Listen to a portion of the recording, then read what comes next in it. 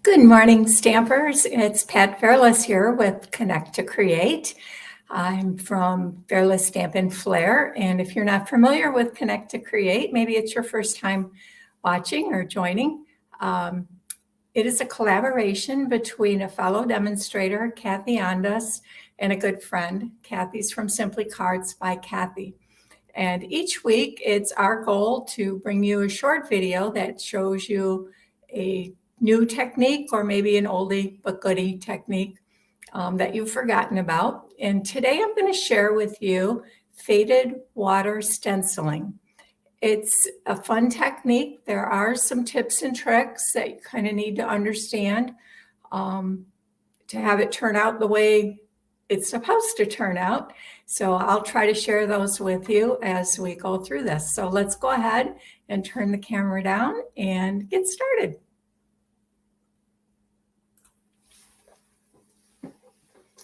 Okay, the first thing I want to talk to you about before we actually start the technique is the stencils that you used. I've played with this technique quite a bit. I taught it in one of my classes several months ago, and that was the first time I had tried it. And I learned that some stencils work better than others. At least for me, that was the case. And so I want to give you some tips and some tricks about choosing your stencil first before we get started. These are the stencils that are in our current annual catalog. They're called Artistic Mix stencils, and they kind of work together. So you have this one with the little flowers, I'll call it, and it fits behind this other one that is kind of like a trellis or a grid work, so you can use them together. We're not going to do that for today's video. And then the other two are a couple of plaids or checks, and they also will coordinate together. Now, what I found, of course, I went first to my current products, is that what seemed to work best is when I had a stencil that the spaces and the covered areas were similar in size. And the reason for that is because we use water, and the water tends to want to run a little bit behind the stencil if you get too much. If I have a large space and a small covered area, I need water for the covered space when I spritz, but since it's a larger area, that water also wants to run underneath. So I found that, sadly, these particular three stencils didn't work very well. And you can see none of them have spaces that equal covered areas. This one here from our Artistic Mix stencils worked fairly well, but on this one I have actually more covered space than I have open areas. And so it was hard to get the water to lift in the small spaces. I did play last week when I was preparing the cards for this video. I did play a bit with this one, and I'm going to show you how to get around that. I found a way that it's not the way I learned the technique or a way I was taught the technique, but it worked, and it worked with this particular stencil. So we're going to use that one first, actually, but I want to show you a couple of our retired stencils. This one here, you can see that the size of the space and the width of the covered areas are very similar. This is probably a 1/4 inch, and then the covered space is probably a 1/4 inch, open quarter, covered quarter. And this one I had the absolute best luck with. So I'm going to show you how to use this one as well, because we use the technique in a slightly modified version with this one. And this one, I will show it to you in the way that I was taught how to do it. I also made a card using this one. This is some bricks. This is retired as well. And this one also worked quite well. So I'll show you that card, and I used the same technique for this one as I did for this one, or I should say the same method of the technique for these two. And this one I used a little differently. I'm going to start with this one.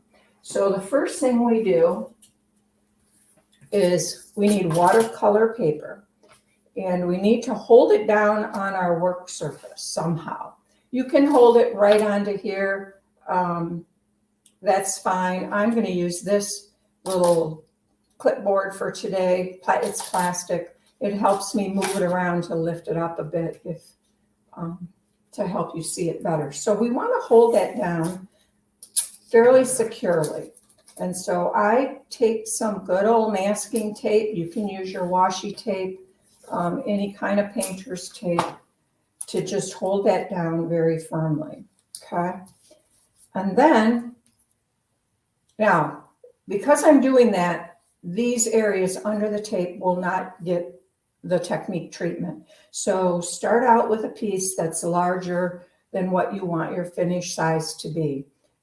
I always do that anyway, because then I can trim off pieces and use them to decorate the inside of my card or maybe even an envelope. So I always use a bigger piece and then trim it down to size.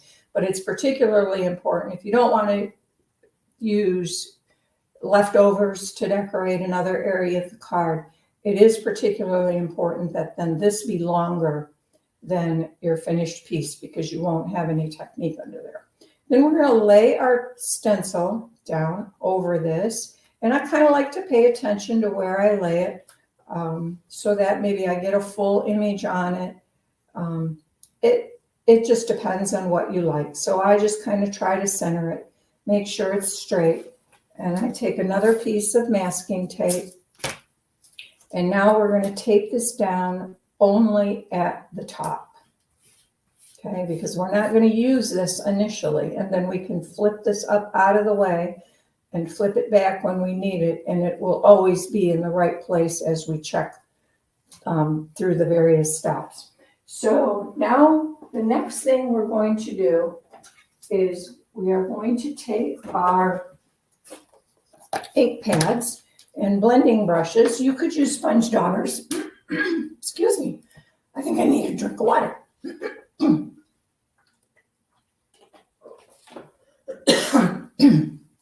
Okay, that's better. Too much talking, not enough showing, right? So I'm going to use Sweet Sorbet and Flirty Flamingo. And what I found works best is you do want colors that are more intense colors. Super pastel colors, I did not find to work as well. You want two colors, because we're going to create an ombre effect on here. So you want them either to coordinate or be darker and lighter than each other. Whatever colors you prefer will work. So now's the easy part. I'm just going to take my blending brush, and I'm going to lay down my first section of color. And think about working in thirds. Oh, that paper's got a weird, funny line on it. Oh, well, it'll work fine to show you how to do this. Now, we want this to get fairly intense here. So it takes a few tries. That's why I'm doing a little bit smaller piece of paper, so you don't have to watch me blend and blend and blend if I used my full 5.5 by 4 1/4 size. But I do want this to be pretty dark up here on the top. And like I said, do about a third, I guess, pretty close to a third. I thought about having this blending actually done before I started, so you didn't have to watch me do all the blending, but I was not sure if the ink were too dry, like if I did it last night or an hour or two before and got them done. If the ink was too dry, how well it would work. So I thought, well, you're just going to have to watch me blend. The other nice thing about this plastic clipboard, as you can see, I got ink on the outside of the edges, of course, but it's not on my work surface. So when I move it out of the way, I still have clean work surface. All right, just a little bit more up here near the top. And there's kind of a strange line. I don't know if you can see it. I don't really see it in my camera, but I can see it on the paper. It must be a feature of the watercolor paper. Okay, we'll call that good. So that's where we're going to put the darkest color. I'm going to set this aside, and I'm going to take my Flirty Flamingo, and I'm going to do the next third with Flirty Flamingo. And I want to make sure that I blend it into the Sweet Sorbet above. Just run it right through there. And we're trying to make an ombre effect. So it's going to go from darker to lighter. And again, this middle section with your lighter color, you want it to be fairly dark, fairly intense. I think if I ink up a little bit more frequently, it'll go a little faster. Okay. So that's pretty good for Flirty Flamingo. That looks ombre-ish, right? Now, rather than leave this completely white, what I like to add just a little color. So I kind of start up here and I just bring it down. I don't really want it colored, other than I want to get rid of that stark white color. So I'm not blending it much, but it is now not as white, and it's a little bit more Flirty Flamingo. So that concludes basically our first layer. Now we're going to flip over our second layer, or make our second layer. We're going to flip over our stencil, and I'm going to take that same Flirty Flamingo ink, and I am going to blend from approximately where the Flirty Flamingo was up top down, okay? Or perhaps halfway through the Flirty Flamingo. So we're going to blend this in to create the pattern. And this is what's nice, because now you can pick this up and you can see where your pattern is. And you want to make sure you can see it. You want it to be a little darker in the center where the Flirty Flamingo is. So you're going to blend a little bit more here.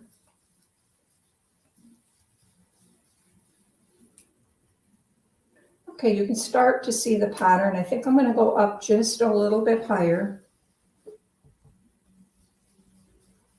And continue to add some layers on there.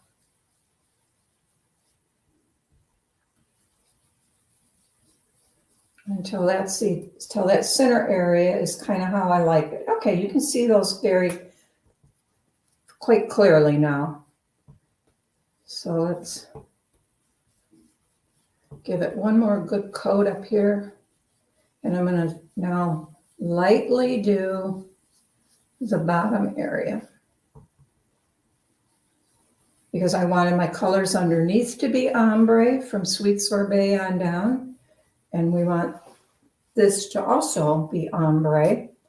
But the trick is that this is going to be a reverse ombre. So I may have gotten this plenty dark here on the bottom. Could have been a little lighter. That's okay. Everyone is going to turn out different. And now what we would normally do is so how it's going to end up is you're going to go from a light to a dark, working this way with the background, but a dark to a light working with the pattern going up on the stencil with the stencil pattern. So normally what we would do here is we would take a spritzer and we would spritz this and then dab it with a piece of paper towel to pick up the ink from the top. But because, like I explained, this one has lots of spaces that are small compared to the wider thing, the water tends to want to go under these wider pieces, and it doesn't make a very clear pattern. So what I learned, if you have a stencil more like this that you want to use, one that's not equal in open versus off areas, is I found if I spritz my paper towel and I make it damp, and I'm kind of trying to do it away from the card.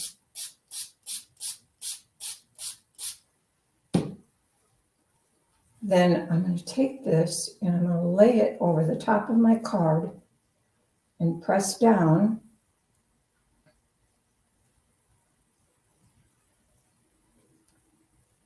And we've picked up some ink, you can see. Now, I will check it in between, and it's just starting to show up here. You can see a few little light spots, but not too much yet.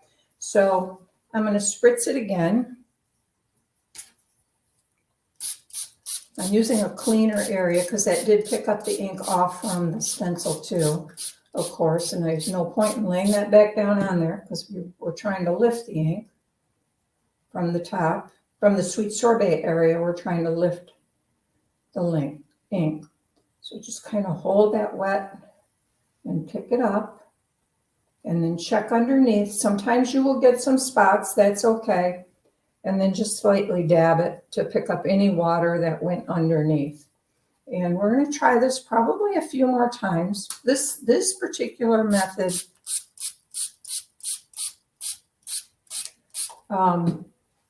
takes a little longer than if you can spritz directly onto the cardstock, but it did allow me to use some finer detailed stencils, or stencils that maybe were not there. I got some really good pickup that time. So let's take a look at that.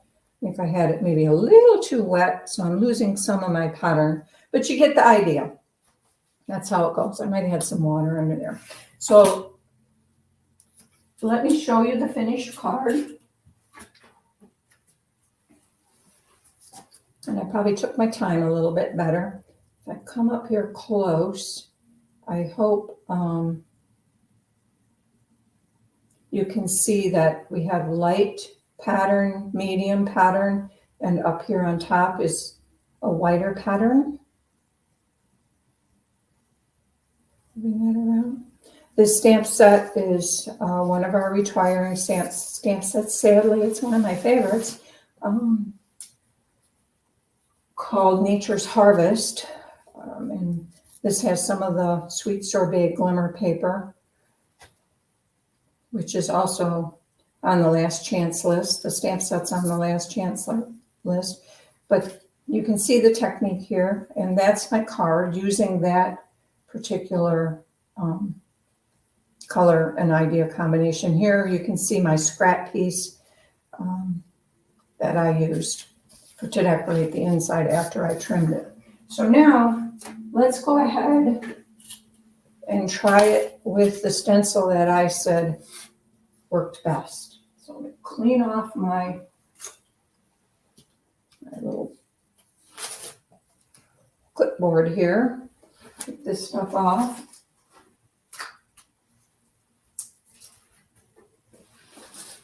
I'll just spritz some water on here to clean this up. And I'm going to show you with this retired stencil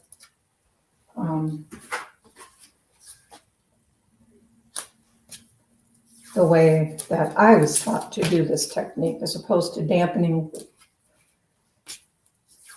paper towel and blotting. This one we're going to spritz directly onto the cardstock. So there, we've got that tied down. And here again, I'm going to line this up so I like it. And add some, it moved a little bit. Probably doesn't matter since I'm going to trim it anyway at the end. But, okay, so now we are going to use Starry Sky and Tahitian Tide from our current in colors. Get a couple clean blending brushes. And we're going to use the same process. I do have a larger piece, so this is, I may or may not do the whole thing. We'll see how it goes. Let's get the top Starry Sky. This is a nice dark color, tends to work very well with this technique. Any dark, intense colors, like I said, seem to work best for me. You can certainly try the other ones. This is a technique you're probably going to want to play around with a bit, practice, try different stencils that you have. See which one works best. I have seen them use, I'm using similar colors in my ombre effect, but I have seen samples where they used like an orange and a yellow and made kind of a sunset pattern, which was really pretty.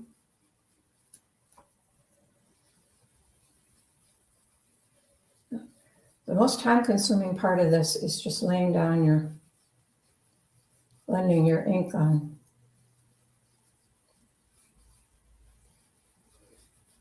Okay, that's about, maybe I'll come down just a little bit further. Again, I'm doing it roughly in thirds.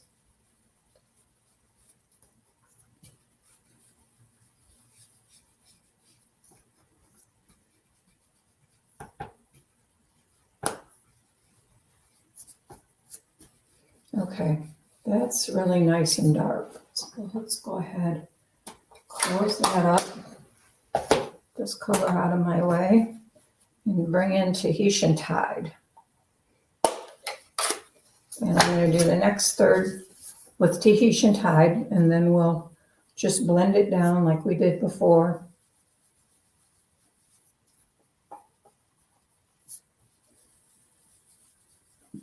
And again, you do like to kind of blend them into each other a bit. With this one, I almost found it was easiest to come back after with my Starry Sky and blend it in, because when I was going up into the Starry Sky with this blending brush, I was picking up a lot of the Starry Sky on my blending brush, and it wasn't really my objective to do that. So we'll come back and blend it in a little bit more. I may not get this, I may have not gotten this one exactly in thirds, but that's okay. You do want to make sure also that your ink pad is pretty juicy and wet, just to save some time. I think my Tahitian Tide could probably use a little ink about right now. I should have inked them all up before I started, but I didn't. There's always something I forget to do in my prep for these videos. It's always like, okay, each time, what am I gonna forget this time, and figure it out halfway through. So it is what it is, right? I can only do my best, and my brain doesn't remember everything as well as it used to. So, okay, that's pretty dark for Tahitian Tide. I probably would like it just a hair darker, but we're gonna leave it. And now I'm gonna do like I did with the first one, and I'm just gonna take some swipes down to bring a little bit of color down into the bottom, just to get rid of the stark white. Not a lot. Okay. So I'm going to grab my Starry Sky and see if I can just blend this down. I think I have plenty of ink still on the blending brush. Okay. So that got rid of that white, most of that white spot. Okay. So this one we are going to do like I was taught to do it. We'll close this up. We will take our Tahitian Tide. Okay, so just stuck my thumb in the ink pad. It wouldn't be crafting day without inky fingers, would it? All right, so now let's blend our Tahitian Tide over the stencil.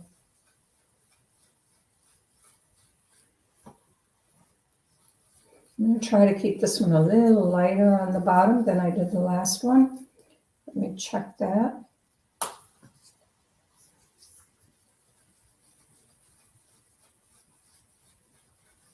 You want to be able to see it.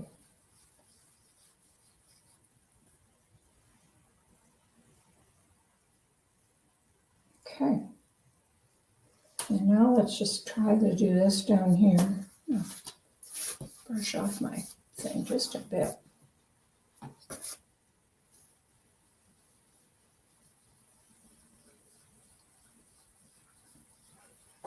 I almost feel like I have a little starry sky mixed into my blending brush, even though I was trying to be very careful not to do that.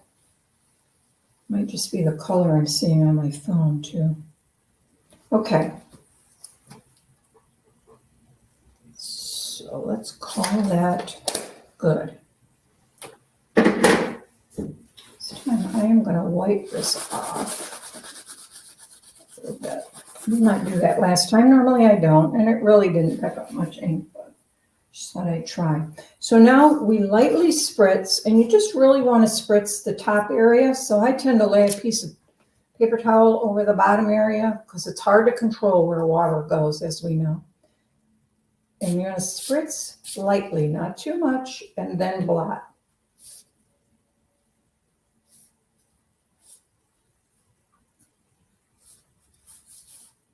And every one of these is going to turn out different, so don't worry about that.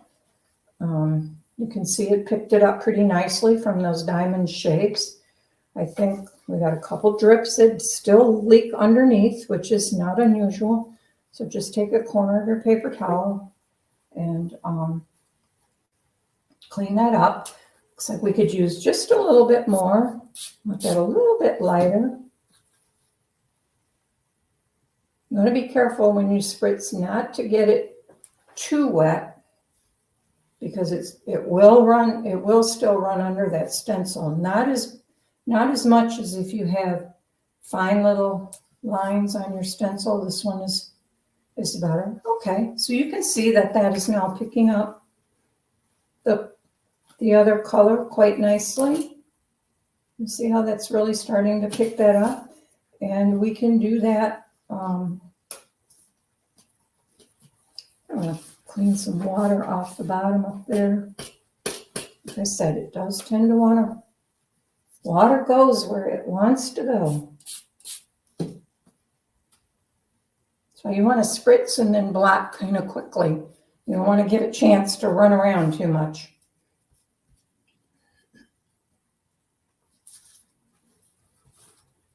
So, oh, and I think that's really good. Blot that. Clean that up. Oh, I like how this one's turning out. This one turned out good. So, okay, let me pull off my stencil.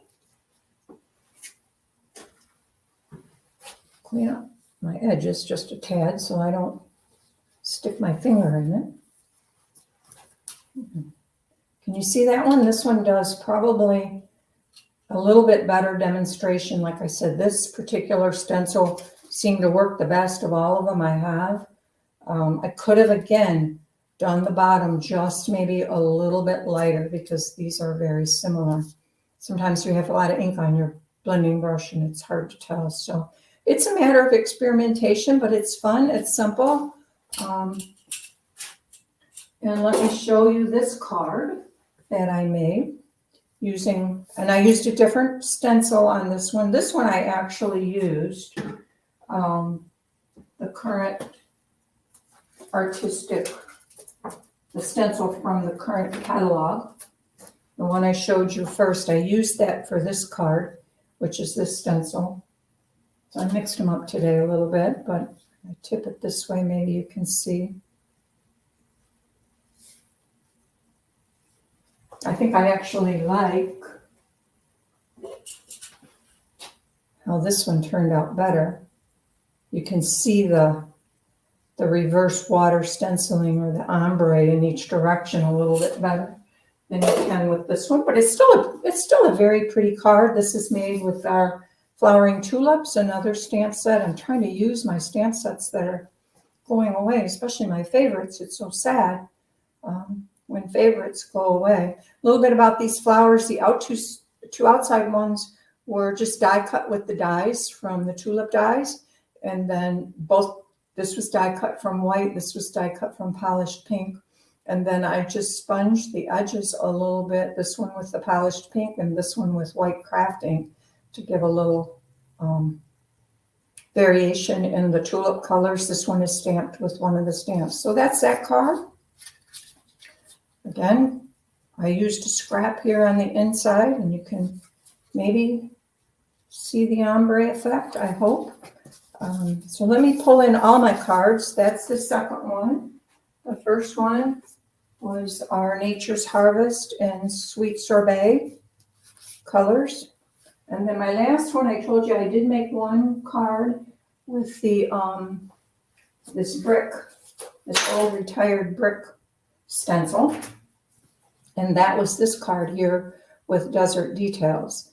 And on here, I used early espresso and crumb cake for my background.